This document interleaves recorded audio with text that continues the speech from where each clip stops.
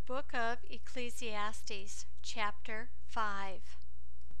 In studying this chapter, to reflect upon the preacher's observations gleaned from his search for the purpose of life, to notice the proper way to approach God in worship and the danger of foolish vows, to appreciate the limitations of riches and how the ability to enjoy them is a gift from God. Having observed much folly during his search for the purpose of life, the preacher in this chapter offers counsel on such things as worshiping God, making promises, seeing injustice in high places, and properly using riches. He urges caution when one goes to the house of God. It is better to draw near to hear than to offer the sacrifices of fools. 5 verse 1. Guard your steps when you go to God's house, for to draw near to listen is better than to give the sacrifice of fools, for they don't know that they do evil. Therefore be careful what you say. When you do make a vow or promise, don't delay to pay it.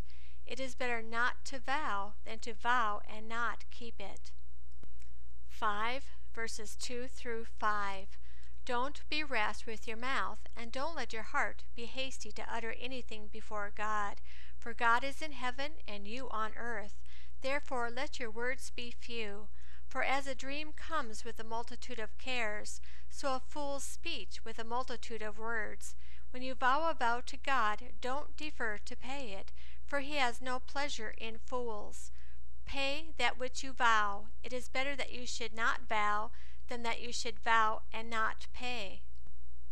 Do not let your mouth get you into trouble, thinking you can simply excuse your way out of promises you have made. 5 verse 6. Don't allow your mouth to lead you into sin. Don't protest before the messenger that this was a mistake. Why should God be angry at your voice and destroy the work of your hands? The righteous anger of God is to be feared. 5 verse 7. For in the multitude of dreams there are vanities, as well as in many words, but you must fear God. Returning to a theme discussed earlier, he says not to marvel when you see the oppression of the poor or the perversion of justice and righteousness. Remember that everyone answers to someone higher. 5 verse 8. If you see the oppression of the poor and the violent taking away of justice and righteousness in a district, don't marvel at the matter, for one official is eyed by a higher one, and there are officials over them. Even the king is dependent upon those who serve him, implying that he too will be held accountable.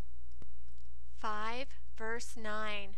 Moreover, the profit of the earth is for all. The king profits from the field.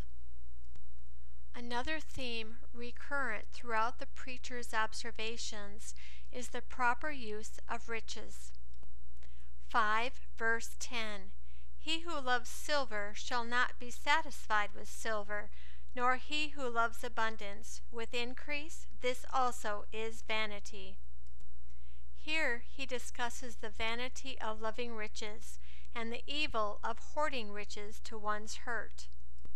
5 verses 11 through 13. When goods increase, those who eat them are increased, and what advantage is there to its owner except to feast on them with his eyes? The sleep of a laboring man is sweet, whether he eats little or much, but the abundance of the rich will not allow him to sleep. There is a grievous evil which I have seen under the sun, wealth kept by its owner to his harm. Riches in of themselves do not satisfy.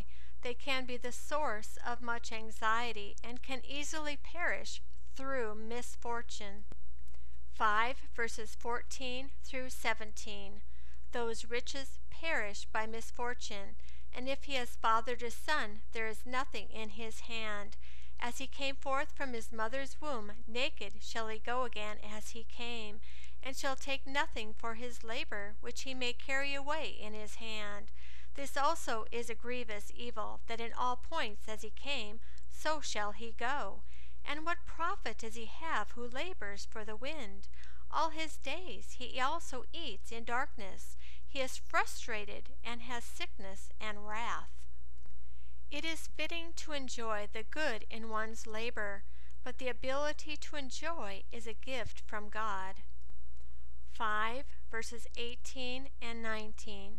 Behold, that which I have seen to be good and proper is for one to eat and to drink, and to enjoy good in all his labor, in which he labors under the sun all the days of his life which God has given him, for this is his portion.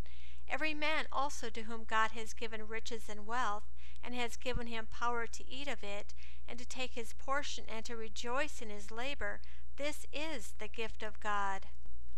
God will keep one who is so blessed busy with the joy of his heart.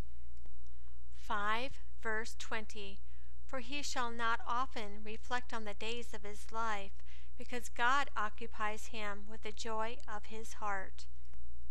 This concludes chapter 5 of the book of Ecclesiastes.